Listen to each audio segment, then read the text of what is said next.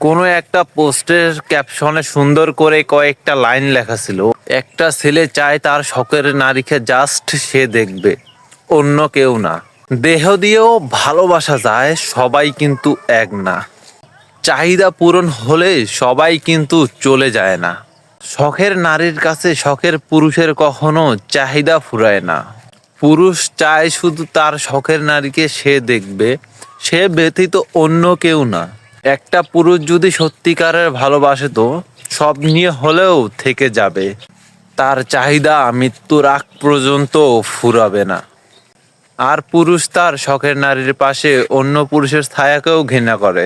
শখের নারী যে পুরুষ তোমাকে পাগলের মতো ভালোবাসে, সে কখনোই তোমার খারাপ চাইবে না। যে ক্যাপশনে লাইন কয়েকটা লিখেছে, শখের নারী আমি তোমাকে বলতেছি, তার খারাপ সময় তাকে ছেড়ে যেও না। ধন্যবাদ।